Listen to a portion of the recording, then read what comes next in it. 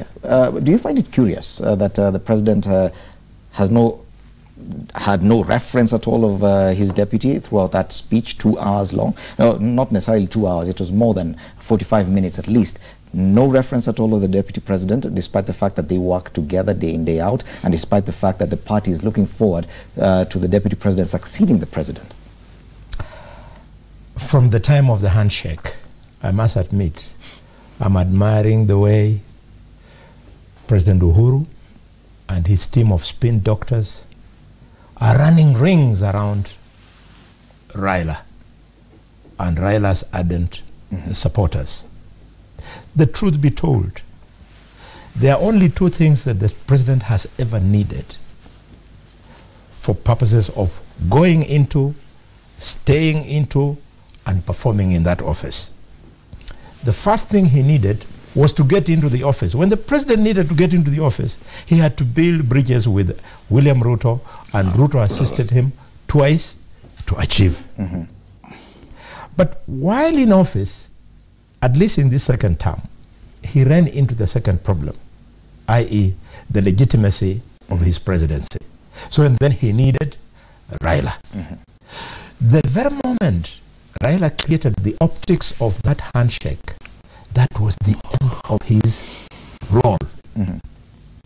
Because, truth be told, Raila's role. Raila's role. Yeah. Truth be told, the president using state machinery does not require Raila to implement his 4 agenda items. Raila has nothing to do with it. All he needed was the proper optics, which he achieved. That Raila has now recognized me. I'm legitimately the president of Kenya. It has ended, and us members of NASA, who once upon a time were having Raila as our captain, we know it's over. For Raila? The president has achieved. It's over. Raila's role is over. Okay.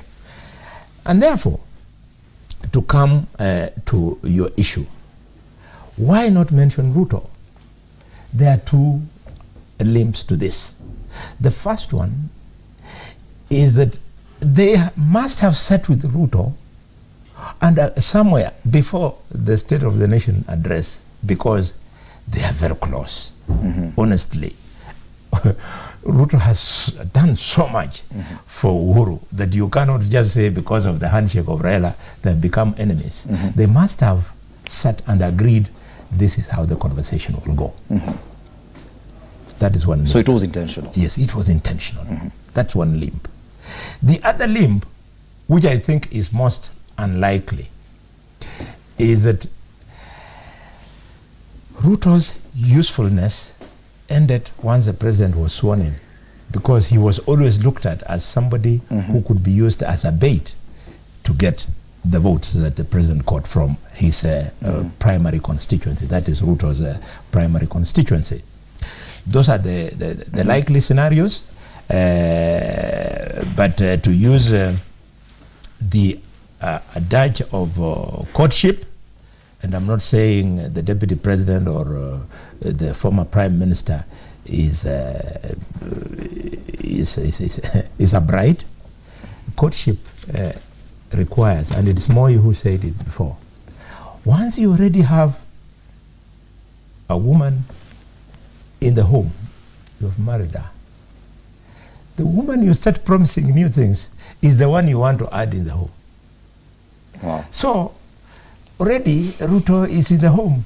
So Raila has now been brought in the home, and he's likely to be eventually even the mention of Raila Odinga will fade away. At least in the speech he was mentioned at least twice. You got it. You got it. That's the point. Otherwise, if he had failed to mention the name Raila Odinga yesterday, it would have been a serious anticlimax. This is choreographed, and every time I think about it, I see things moving in the direction that the spin doctors want.